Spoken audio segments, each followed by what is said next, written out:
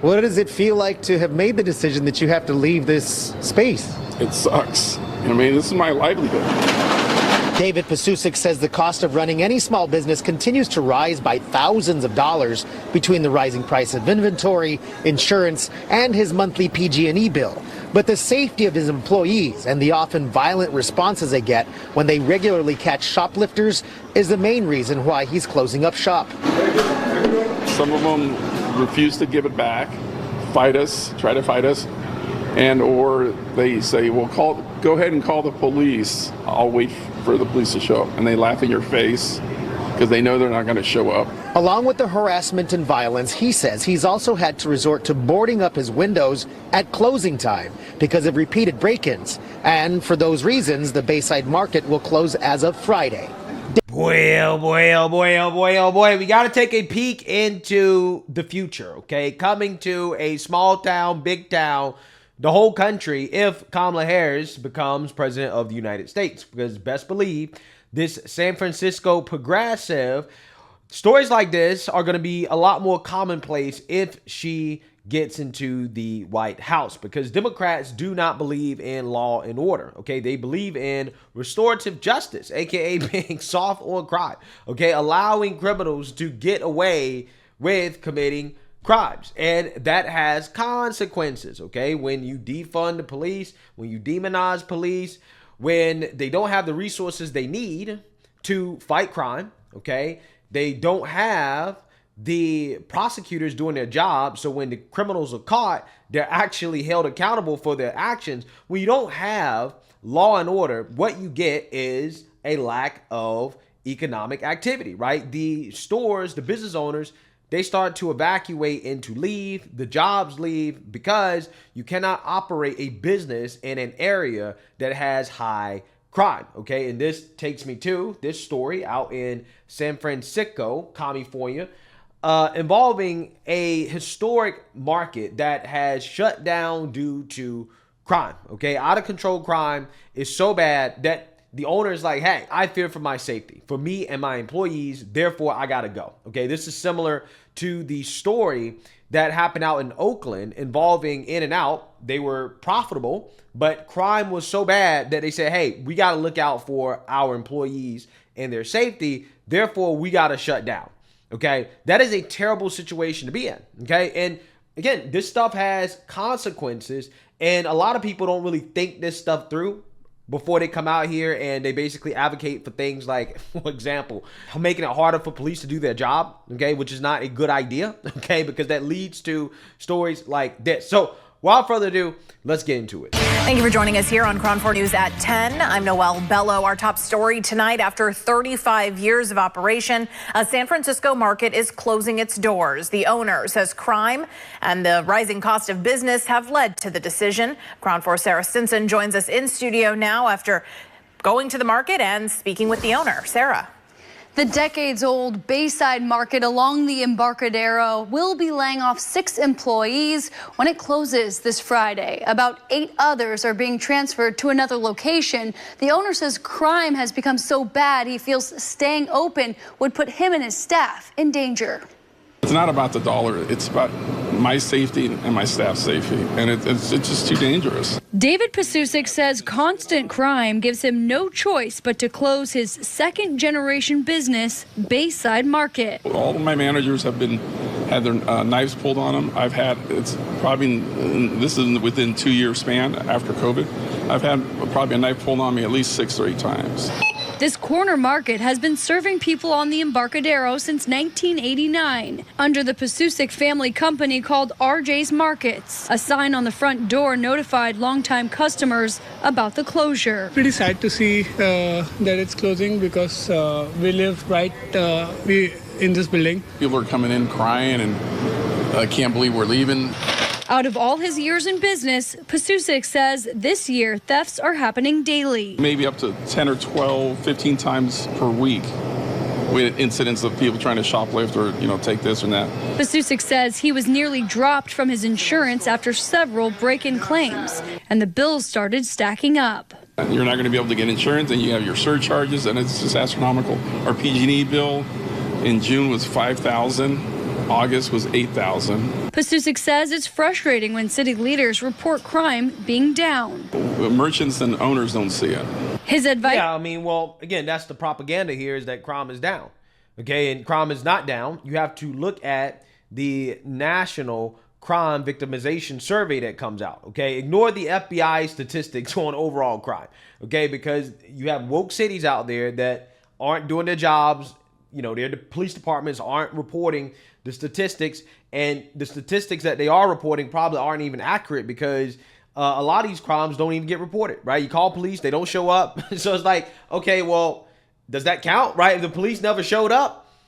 Now, why are the police never showing up? Well, the police don't show up because they are lacking the resources and the public confidence to have police be able to do their jobs, okay? And that is the problem. Nobody wants to sign up to be a police officer. So they're having trouble recruiting people who want to do the job. And when you have trouble recruiting people, that creates shortages. What do shortages of police create? Well, it creates an environment where criminals realize that, hey, we can commit crimes and we're not even have to deal with police. And in the rare chance that we do deal with police, they're going to probably catch and release us, okay? If we get charged, we probably won't get prosecuted, right? And they know this. They understand this. This is why they're laughing in the face of these business owners as they're robbing and stealing from their stores, because they know there are no consequences, right? There are no consequences. Now, again, one of the main reasons why I'm covering this story is because I want people to realize this is the type of society that you're going to live in when you unnecessarily demonize police for doing their jobs, okay? When people start boohoo whining, crying about police roughing up criminals a little bit, right, to the point where they get fired, okay, for doing their jobs, what happens? Nobody wants to sign up to be a police officer anymore, which, again, leads to situations like this. It makes it harder for businesses to operate due to the fact that they don't have any protection, okay? There's no law enforcement. So what do? They leave. They can't operate. And then guess what? The jobs leave. The economic opportunities leave. In order for capitalism to work, you need law and order, right? This is what people don't understand. This is what they don't get. A lot of people are living in cuckoo for Cocoa Puff world, right? They're living in La La Land, a fantasy world that doesn't exist, okay? There is no world that perfect policing is going to exist, okay? Because there are pros and cons to policing, especially in a society where you have Second Amendment rights. But there's a lot of people out here who have this perception that, oh man, well, the U.S., we're too tough on crime, right? We're way too tough. And it's like, no, I don't think we're tough enough. Like, for example, there are countries that have better crime rates than ours, right? Like, for example, Saudi Arabia, okay? And what do they do? What do they do when people steal? Okay, what happens when thieves get caught stealing? Well, I'm gonna let you guys Google it, right? I'm not saying we should do that here in the United States of America, but I'm just saying if we had tougher forms of punishment for low-level thieves, again, even these people, right, that go in and steal stuff like this, right? If you allow people to do their jobs, the police to do their jobs, right? So when they catch the criminals and the criminals understand that, hey, if I commit this crime, I'm going to get multiple forms of punishment, right? First and foremost, I'm not going to have a good time with the police, right? If I get caught by the police, I may not have a good time, okay? Also, on top of that, I will be prosecuted to the fullest extent of the law. So if the criminals understand there will be severe forms of punishment, even for doing things like this, maybe they just won't commit these crimes, right? Maybe they will opt to not do this, right? I'm just saying. And the ones that choose to do so anyways, hey, we just lock them up, right? If you can't keep your hands to yourself, if you can't be a law-abiding citizen, then why are we allowing you to run around and to make everybody else's life more difficult? It doesn't make sense. Because if you get rid of them, guess what? Businesses thrive. The people that want to follow the law, that want to be productive, positive citizens in society, right? That want to do things the right way, they will have more opportunities to do so because we don't have to worry about the hooligans. See, this actually works, right? This is what we actually did, right, in the 90s to clean up crime, right? We know for a fact that this works. I'm not living in cuckoo for Cocoa Puff, la la world, right? Where you think that it's a good idea to make it harder for police to do their jobs, to be able to sue police for doing their jobs, right? I don't think that's a good idea. I really don't, right? I really don't. I think there are unintended consequences that people don't think about, right? But everybody's living in fantasy land, okay? I'm not living in fantasy land.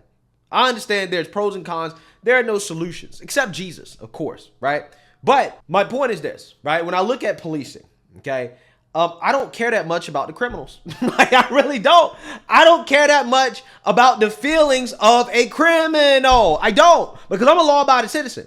And I know as a law-abiding citizen, it is very unlikely that I'm going to have a negative interaction with the police, even as a black man, right? As long as I don't commit crimes, as long as I'm respectful, as long as I know how to treat people, okay? As long as I'm smart, right?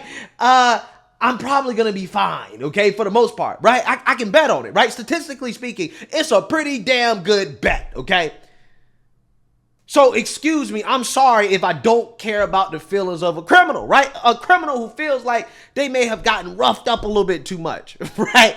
I'm sorry, right? If I don't feel so bad for them, okay?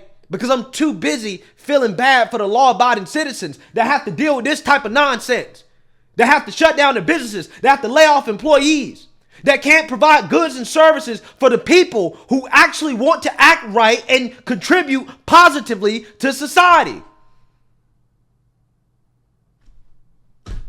It's really that simple, right? It's really that simple. Advice to city leaders? Take care of crime.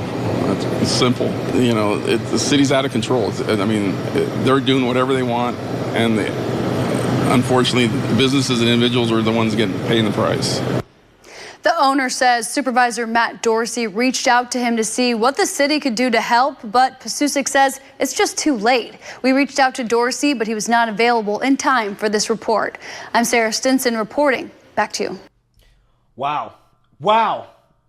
So, yeah, a preview of the future, right? That's Kamala's America, okay? I mean, she's from San Francisco. Her values haven't changed according to her. This is what they want to do, right? If you allow these people to federalize policing, which is what they want to do, this is what you can look forward to all across the country. This is what they want. This is what they want. And see, this is why I have to cover stories like this, because I have to remind people that this is the reality, right? You know, out there in San Francisco, in liberal utopia, they're trying all this stuff, right? They're trying the restorative justice. They're trying to defund the police. They're trying to, let's redirect resources to the, they're trying all that stuff. Look at the results. Look at the results. It's a disaster. It's an absolute disaster because these people are not living in reality. And as long as they continue to vote for Democrats, whose whole party operates on reality denialism at this point, this is what you're going to get. So let me know what you guys think. Make sure you like, comment, and subscribe. Most importantly, share a Black conservative perspective. Peace.